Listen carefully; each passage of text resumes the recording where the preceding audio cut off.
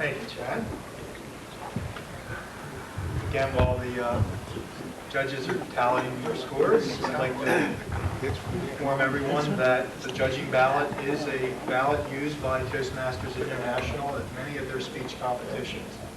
So it has many of the important features that we wish to have a grade for or score for in this competition ourselves.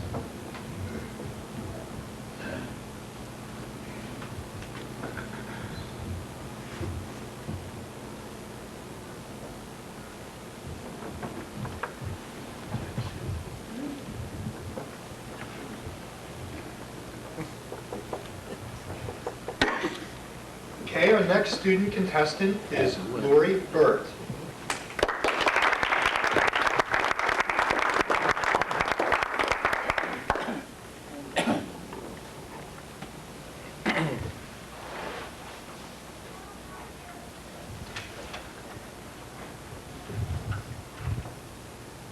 We, the youth of America, possess a gift, a certain gift that is more precious than any other on earth, the ability to set our goals and the drive to achieve them. Not all goals are the same, and there's nothing wrong with that, as long as it benefits society. You see, when you achieve something, you're not only building up your own morale, but you build wide respect and a sense of leadership. If you can make a good enough example for people to follow, you've already made a great accomplishment. Our nation allows us to do just that. The founding fathers of our Constitution set aside laws and freedoms for the people of America to follow, different from any other on earth. It is our duty to respect them and pass them on from generation to generation. If you look back in history for a moment, one can recall numerous wars that were fought for our country. Those people that fought knew that they were probably going to get killed, but they didn't give up. And they are the ones who deserve the most respect, because they are the ones who died for our country and made us what we are today. They have passed on their gift of achievement. And now that we have this gift, we should use it. It is my responsibility to build upon it with my own skills and abilities, just as it is everyone else's. Maybe if I draw a picture, it will be easier to understand. Take 2 seeds, for example. One, you nourish, follow all the directions on the seed packet, water and feed it, and eventually becomes a beautiful blossom. On the other hand, with the second seed, you let it go and you don't take care of it. You ignore all the directions. And what happens? It dies and withers away. Compare life to the seeds. No one said life was going to be easy, but if we obey the laws and serve fellow men with the same respect as we would like, our future can be like the seed that blossomed into something beautiful. You ask, how can this be done? How can our future be fulfilled? Where do you get the drive and the spirit to make it work? Well, just as a team shows comradeship and positive feelings, the youth of America should feel the same way. If we work together, we can make a brighter future. From social relations to business, instead of being enemies in the same country, we can combine our knowledge and overcome the problems that the world faces. I myself would like to see a lot improved, mostly the well-being of America. If the majority of people had a sense of self-respect and ambition, the world might be a better place in which to live. Everyone should have a certain motive in life, whether it be towards religious, political, business ideals. But as I read this morning, some people lack that kind of ambition. 4 teenagers in New Jersey represent just that. They were part of a suicide pact. After looking into the profiles, researchers found that those kids didn't lead much success in school or in their social life. They were underachievers. They had the gift, but they misused it. I myself would like to put a stop to that. With psychology as a major, someday I hope to get in touch with these people before it's too late. But I can't be the only one out there who wants to help. And it is my goal to unite these people who seek better conditions and better understandings with the world around them. Because if they understand that the world is an okay place to live, they might enjoy it as much as this seed that blossomed did. There are a lot of options open to everyone out there. There are fields of interest, a lot of opportunities. Technology is among them. A lot of things have changed since 40 years ago. Back then, no one would have ever dreamed of putting a satellite or a rocket ship up in the sky, or making a baby in a test tube. And now that we've accomplished that, I see a lot more dreams coming into reality in the future. But one thing we must realize is that we were made in our Creator's image, not exactly like Him. He gave us the ability to learn and to achieve, and also to make mistakes. It's good to put your knowledge to use, but to a good cause. Sometimes we get so wrapped up into creating and inventing new things that the pedestal we built upon falls and becomes disastrous. Maybe this is the time one should think about life and the reasons why we are here, to build a certain unity among fellow men. We could be like the seed that withers away and dies, or we could live like the other, nurturing life, setting goals, learning, living, achieving, and making a brighter future for all mankind. Thank you.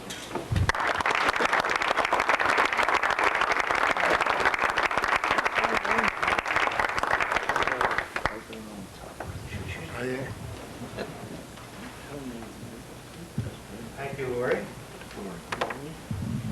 While we are waiting for the scores, here's another little food for thought. You cannot teach a man anything. You can only help him to find it within himself. It's a quote from Galileo. It is obvious that these students are on their way to finding themselves.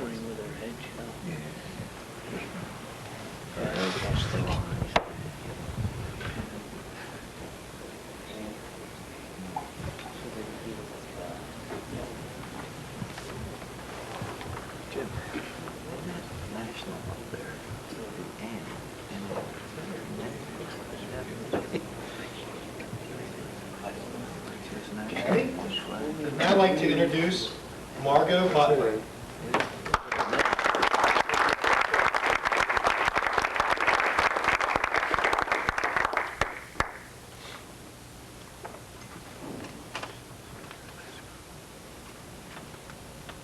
Good evening. As a youth in our modern world, I am concerned about the direction of our country. In all honesty, I worry about the nation's problems and become frustrated at my inability as an individual to help solve them. As I read over the covenant of service, I was compelled to look within myself to decide of what importance I wanted to be to myself and more urgently to society. Because of my moral values, the decision itself was not difficult. My measure of success is not what I am able to do for myself, but how much I am able to do for others. How may I make a difference? My feeling is that although it takes intelligent, educated people to make a country blossom, it takes caring and devoted people to make a country thrive. Some concerns I have for America are for the people who make up our country, for the people who suffer from poverty, for the thousands of homeless Americans, and for the elderly. I refer to the problems which afflict these groups of people as the ills of our country, because they eat at the tissue of society like a disease which can only be obliterated if it is removed. As a devoted American, I am willing to sacrifice for the poor and homeless, for the elderly, for the future, for change. The number of the nation's poor is astronomical for a country as wealthy as America. In Norristown alone, the number of men, women, and children who suffer from poverty is alarming. As a community of people, we have a moral responsibility concerning these individuals. They are victims of life's circumstances and need our love and encouragement. If we continue to stare in disgust or shake our heads out of pity, then we might as well join them. For to not be a part of the answer is to be a part of the problem. Last year, I was helping to serve dinner at the Fortnighters Club of Norristown. The Fortnighters is a recreational club for mental patients as well as for the poor and homeless in the area. This having been my first time there, I expected to find vagrants, but what I found was a caring community of people who were not discriminating or superficial as we often have a tendency to be.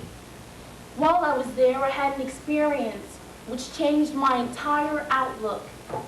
I met a woman who was neat in appearance and very articulate. She approached me and she said, "I don't belong here." At first I was apprehensive, but her tone seemed condescending, as if she was ashamed to be there, to be seen by someone she felt was so much better than herself.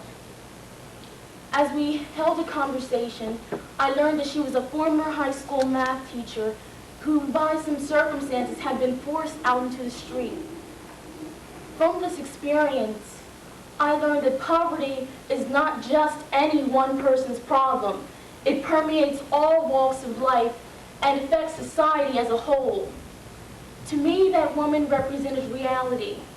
For if I believe that I am any better than she because I have a home or various material possessions, I am deceiving myself.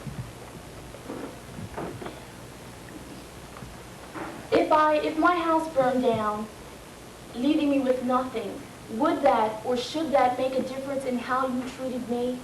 Does that make me any less of a human being deserving of respect and compassion because I no longer have a home or the things that we take for granted?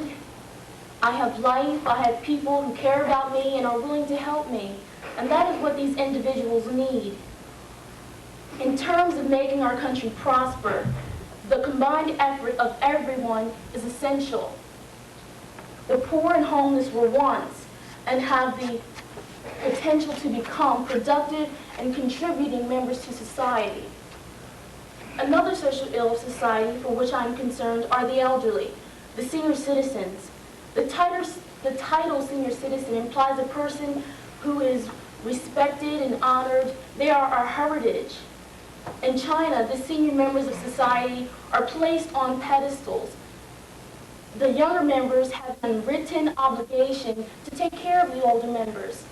In the U.S., we seem to have gotten away from that idea. Today, unless an elderly person has multiple sources of income, they face a hard future at a time in their lives when it should be the easiest. The elderly in the United States are already the largest social group. And as their number increases, and that proportion to the general public, the ability of our country to meet their needs decreases. Government cuts in programs for the elderly only add to the problem. Apparently, our present administration believes that defense spending is more urgent than the needs of the nation's oldest Americans. I feel that defense spending is necessary, but to continue to exhaust our monetary resources while elderly Americans deny themselves proper medical care or perhaps have their utilities terminated because they can no longer meet the payments does not make sense. At Bishop Kenrick High School, I'm in charge of the Leader Home Volunteer Program. It involves sending students to the nursing homes twice a week. The students usually say the rosary or lead in various activities or just spend time talking to the residents.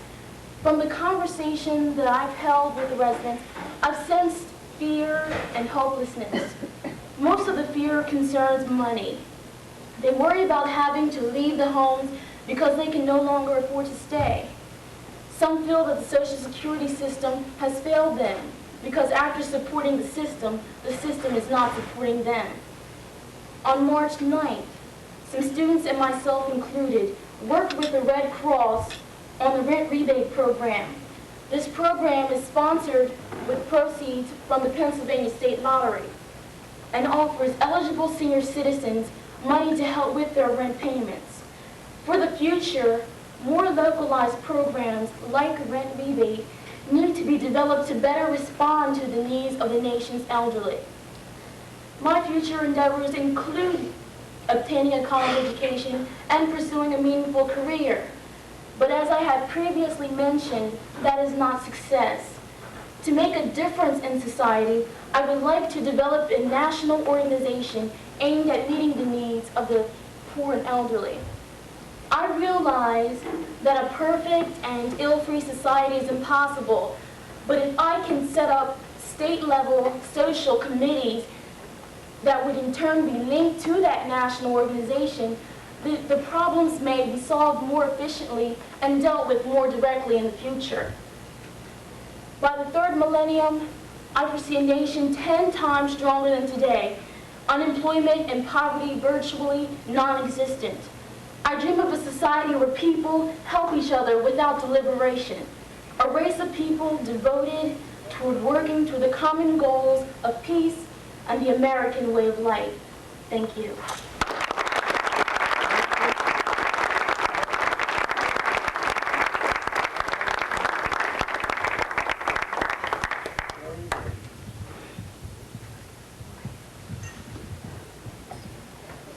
Thank you, Margot. Again, while we are waiting, I'd like to take this opportunity to plug for yet another Youth of the Year program. This one is sponsored by the Valley Forge Exchange Club.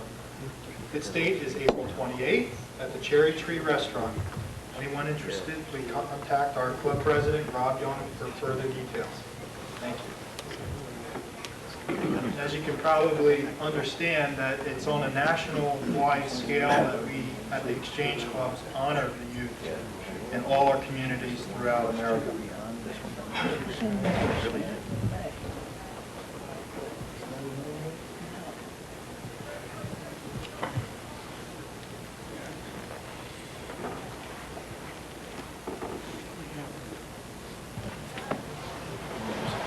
Our final student participant is Bridget McKenna.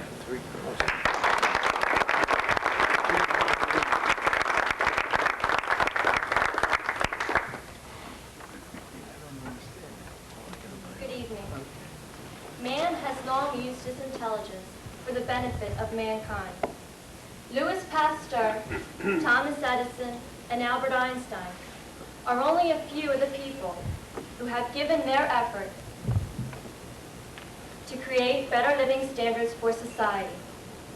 They have exemplified the correct use of their intelligence.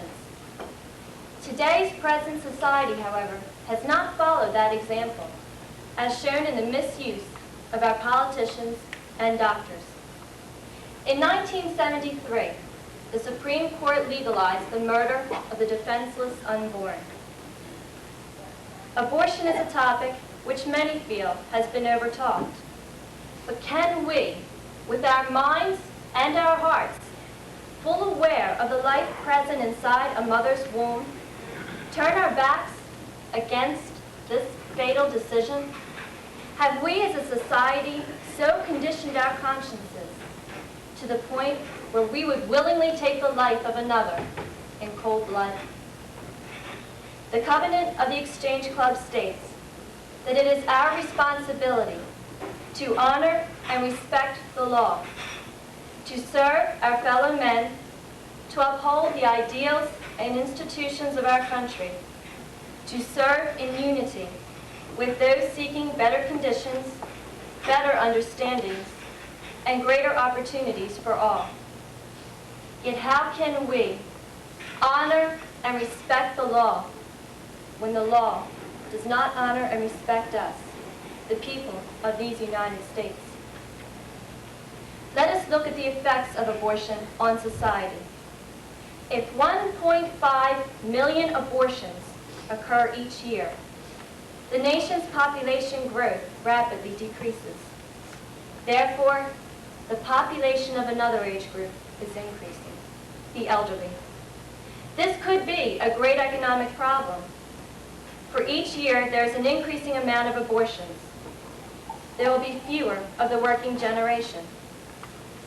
The elderly receive financial support from programs established from taxes taken from the working generation's pay.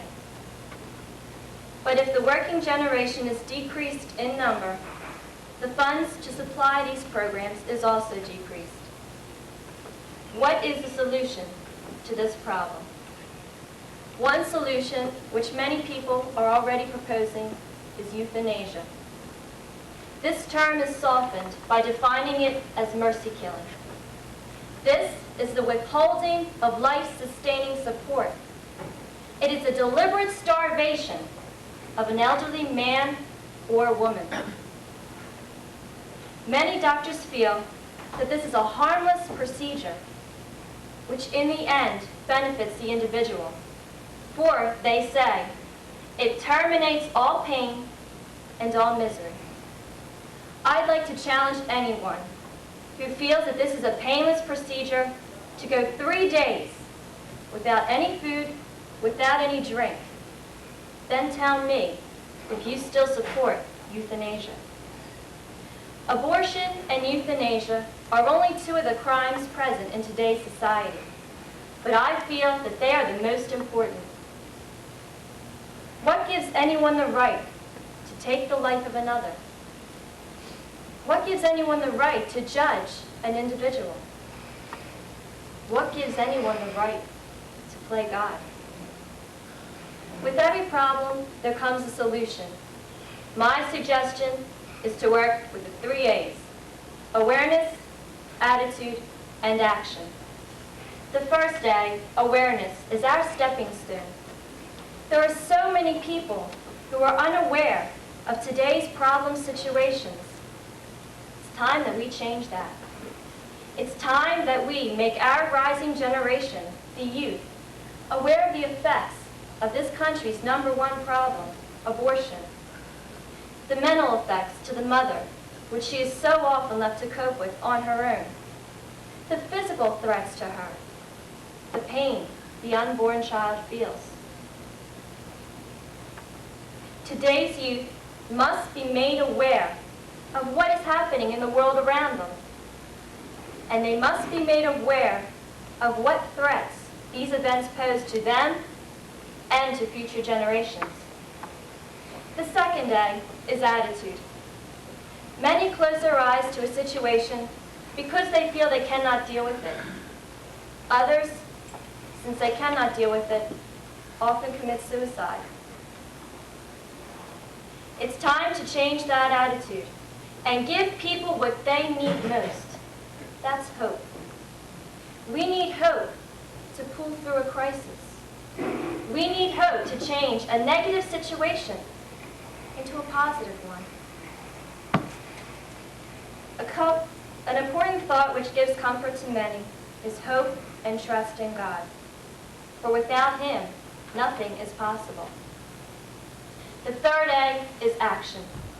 Society cannot stand by and watch the deterioration of a people. Our generation has the chance to right the wrong that has already been done. We have the chance to change a negative effect into a positive one. We have the chance to make people aware of what is happening today.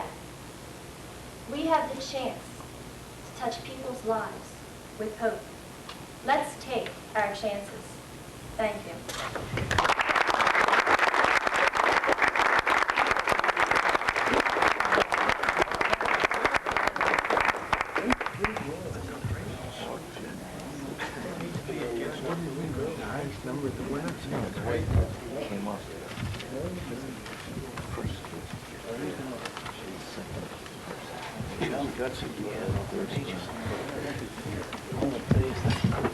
Okay, thank you, Bridget.